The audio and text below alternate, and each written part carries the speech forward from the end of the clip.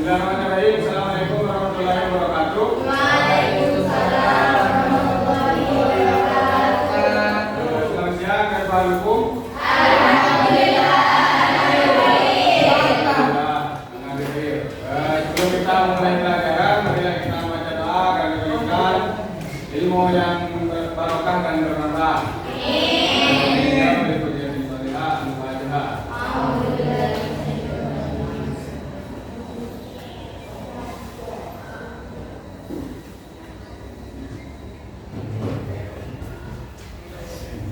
Saya Senju, ini kelas F7.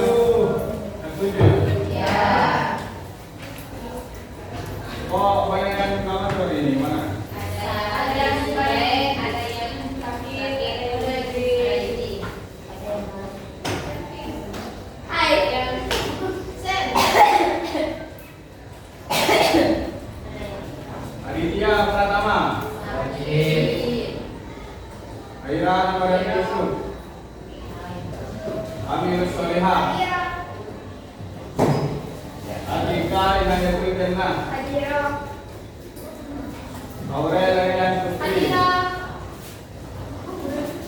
Dina Maria Sadia. Dwi Tasurahma.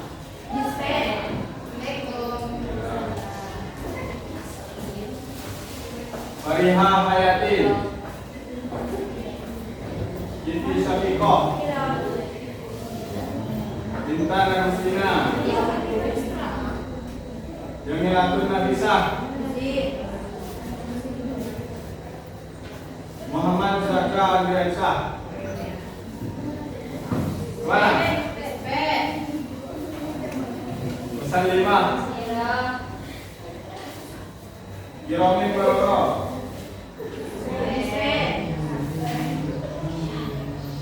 Dari dia Hidayat. Berfan Fadli. Rina Rizky Syarah. Macan Mubari. Rofi Kontur Nurjana. Aulia Ulandari.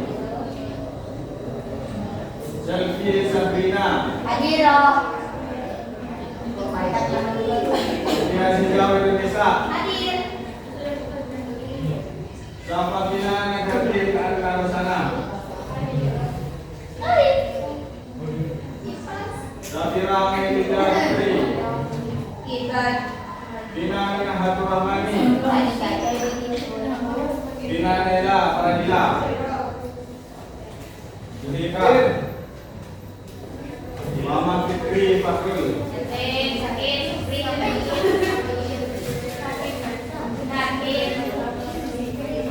Dina Ilham Mulina. Julio Hadir. Juli Muhammad Hadir.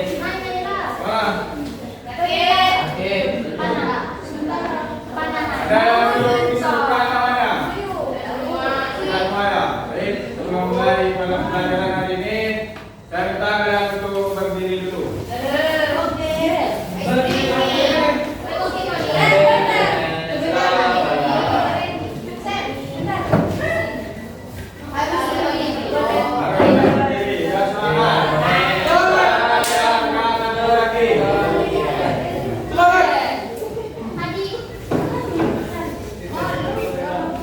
Silakan berhadapan-hadapan dengan temannya.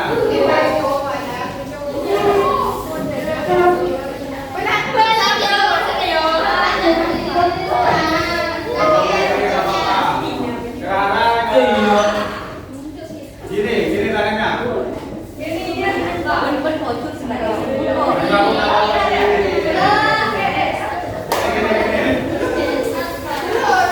Tentunya kalau jauh tangannya mendekat, kalau mendekat tangannya menjauh. Kemudian tangkap, silakan bagian kanan menangkap bagian kiri. Gini. Cluenya kalau menjauh silakan tangannya mendekat. Kalau cluenya kanan bagian yang timur atau bagian yang kanan menangkap kanan bagian yang kiri.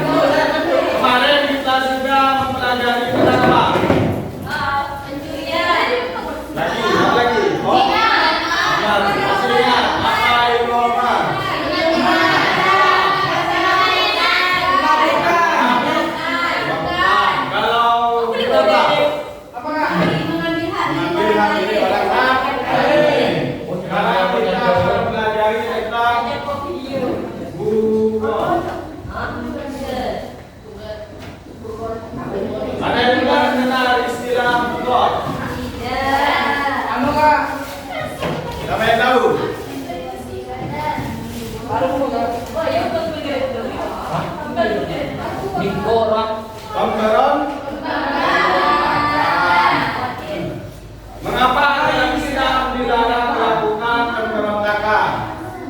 Karena menimbulkan kekacauan. Menimbulkan kekacauan, apalagi dia tidak terpecah-belah. Ya, bagus. Jadi secara istilah bukan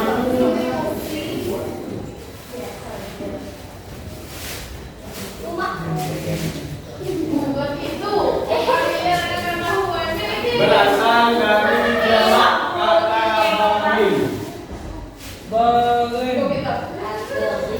Jangan dijawab.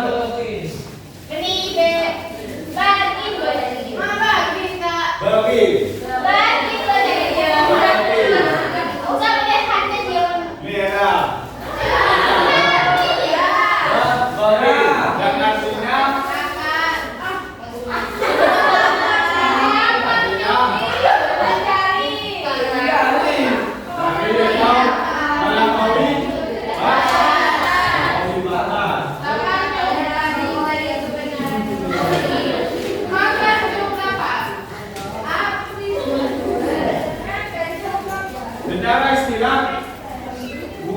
adalah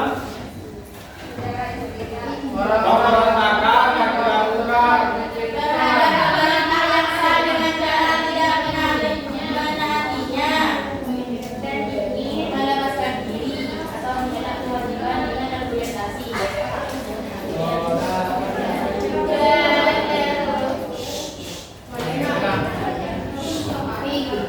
Jadi, secara istilah, buhod itu adalah pemberontakan yang dilakukan oleh sekelompok orang terhadap pemerintahan yang sah dengan cara menolak menaatinya maupun dengan menentang peraturannya, bisa melalui argumentasi atau menggunakan kekuatan seperti peperangan. Suatu kelompok buhod dapat dikatakan buhod apabila memenuhi 3 syarat. Yang pertama itu adalah memberontak kepada pemimpin yang sah.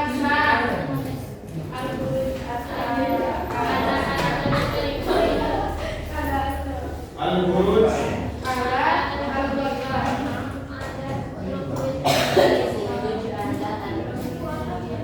Al-Khalifah, kita dua pastinya.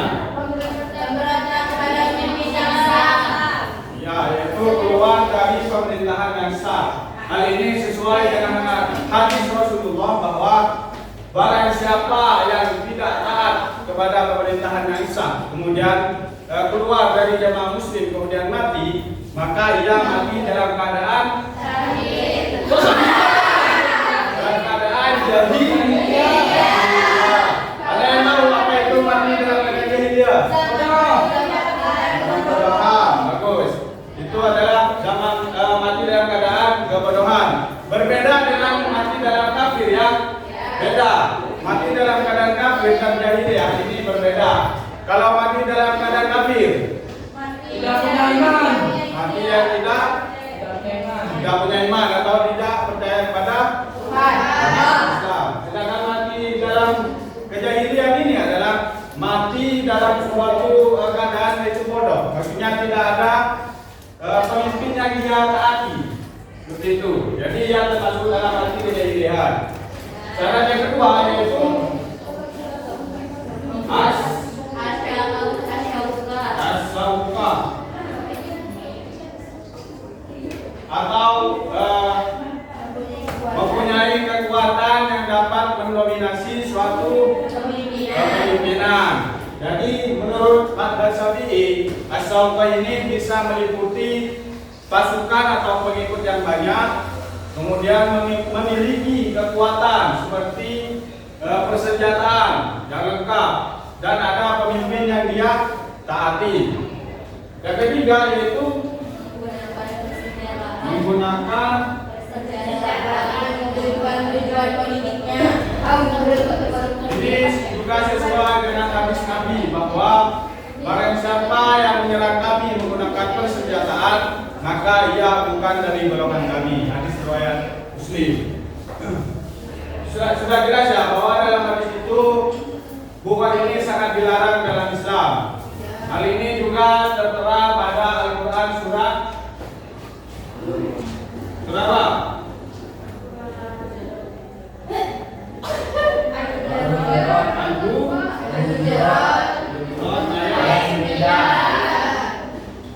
Bukan Al-Hujurat ya, Al-Hujurat. Ayat 9. Silakan baca bareng-bareng. Bismillahirrahmanirrahim.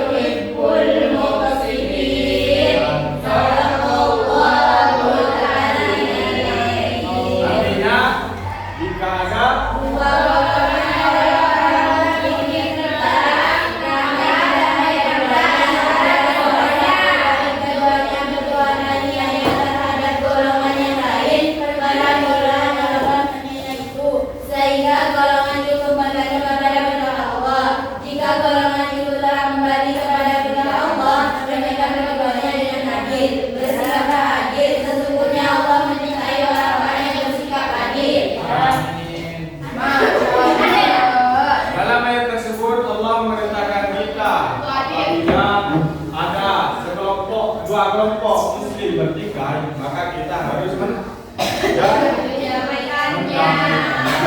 Apabila yang satu masih kekeh terhadap perbuatannya atau ingin melakukan pemberontakan, maka perintah Allah adalah memeranginya sampai dia kembali ke jalan Allah. Ini sesuai dengan pedoman dalam menindak kelompok Bukhor, tindakan hukum terhadap Bukhor.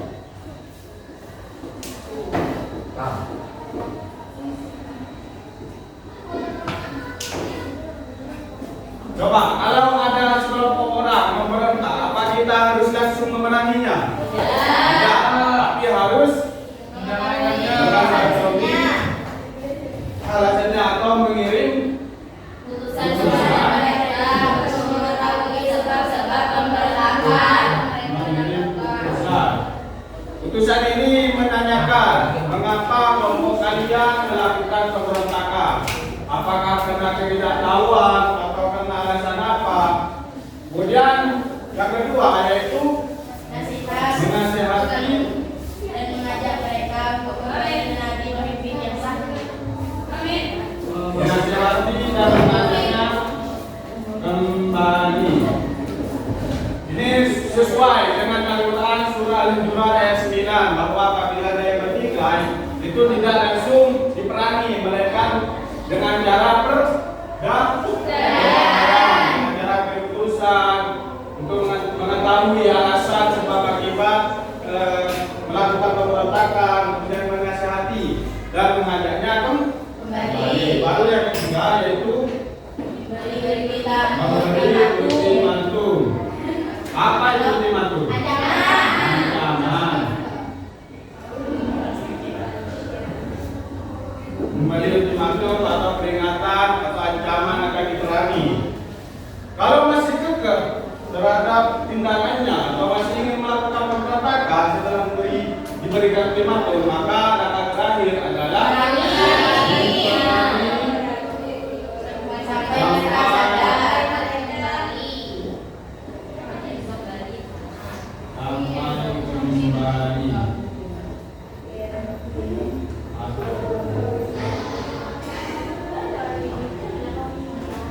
ini membuktikan bahwa Islam menekankan adanya perdamaian.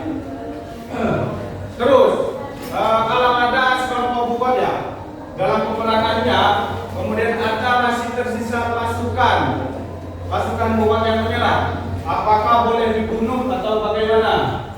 Boleh. Siapa yang bilang boleh? Katakan. Tidak boleh.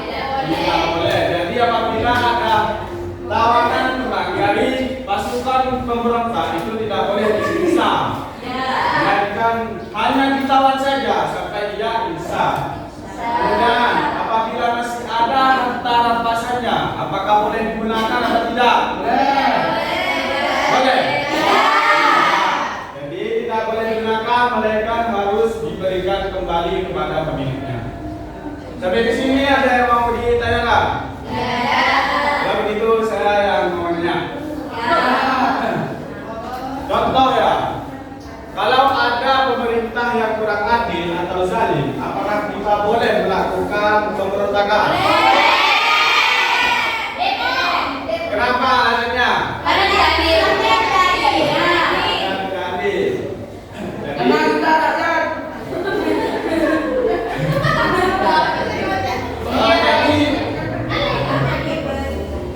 Jadi menurut mayoritas ulama, meskipun pemerintahannya itu kurang adil, kita tetap tidak dibolehkan untuk melakukan pemberontakan. Kenapa demikian?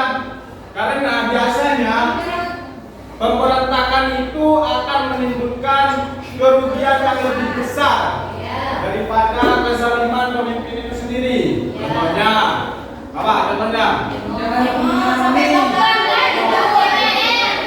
Merusak fasilitas. Apa lagi? Tidak ada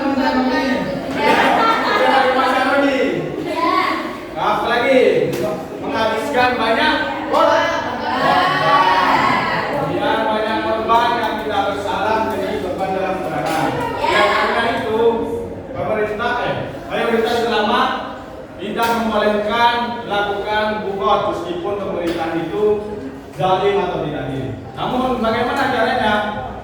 Yang pertama bisa dilakukan melalui menasihatinya. Entah itu lewat ulama, kiai yang berpengaruh, kemudian lewat tokoh politik, atau dengan cara demo, menyampaikan aspirasi. Tapi caranya tidak boleh anarkis. Beda ya, menyampaikan aspirasi dengan anarkis itu beda. Baik, sampai sini ada yang mau ditanyakan?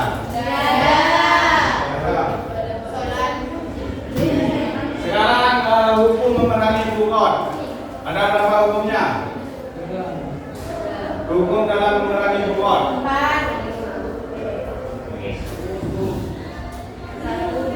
Mabukkan loh. Iya. Mabukkan kok. Terhadap hujan.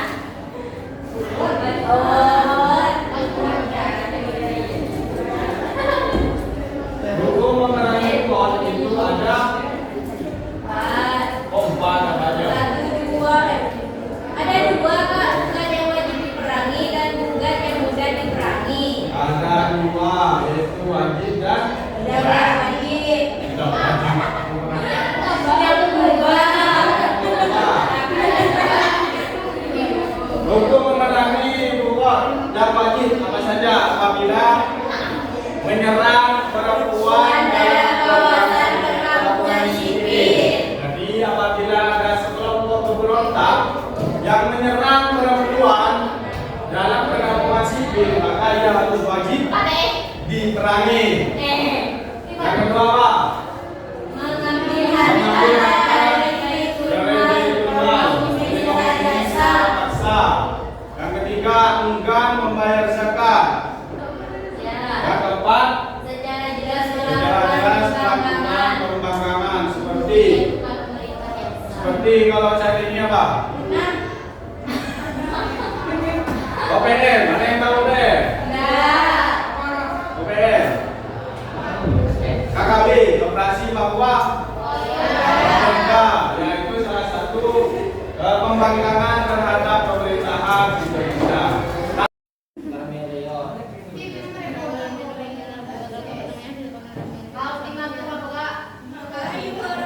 Mengirim utusan ke siapa? Untuk menyatakan masa kan bilang kita kan?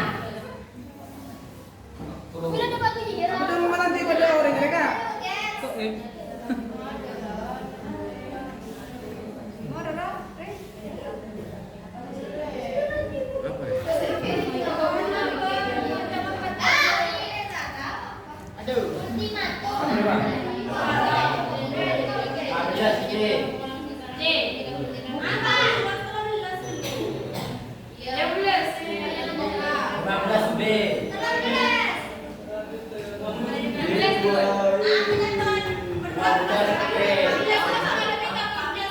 Yang betul ya, betul.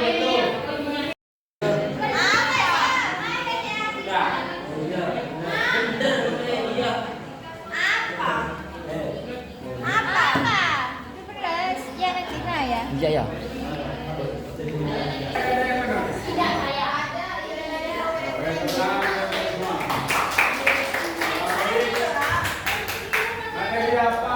Pelajaran apa yang kalian pelajari hari ini? Yang masuk bugot.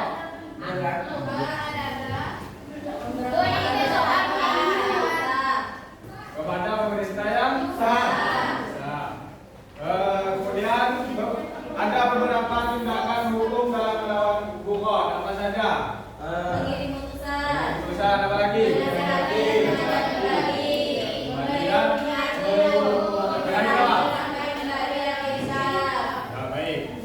Hikmah adanya larangan bugot ini yang pertama yaitu menjaga persatuan dan kesatuan dalam negara. Kemudian menegakkan atau menciptakan perdamaian dalam dunia dan menaati perintah Allah. Allah berfirman dalam surah Nisa ayat 59.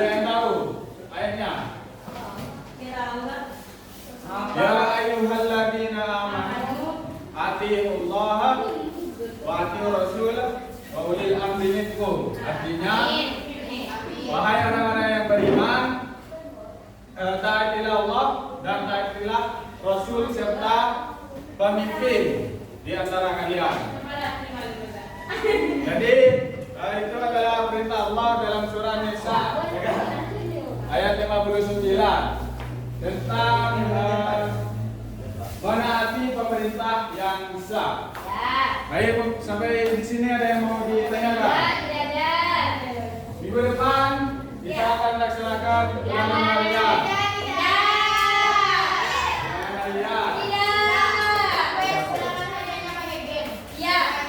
Ulangan tertulis. 15.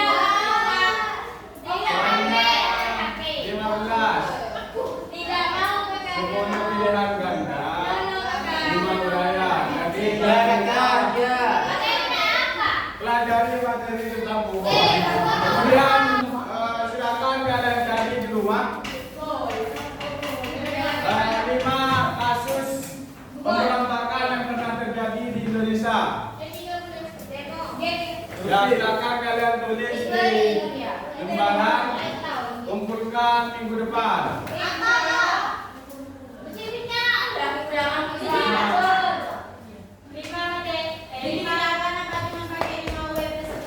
Ini 5 kasus ya, 5 kasus pohon. Jadi silakan kalian nanti di rumah cari minimal 5 kasus bukan atau pemberontakan yang pernah terjadi di Indonesia. Nama pemberontakan beserta tahun kejadiannya, tokoh-tokoh atau pemimpin. 5.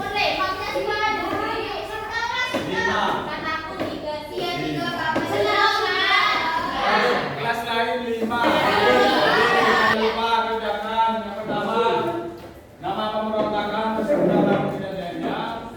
Kemudian tokoh-tokoh yang paling berpengaruh dalam membuat atau pemberontakan itu. Yang ketiga lokasi, yang keempat alasan atau tujuan mereka melakukan pemberontakan. Dan yang terakhir yaitu hasil dari pemberontakan itu bagaimana. Silakan tulis di lembaran dan kumpulkan minggu depan. Baik. Terima kasih atas perhatiannya. Mohon maaf apabila ada kata yang kurang berkenan. Kita tutup dengan pembacaan doa kafaratul majelis.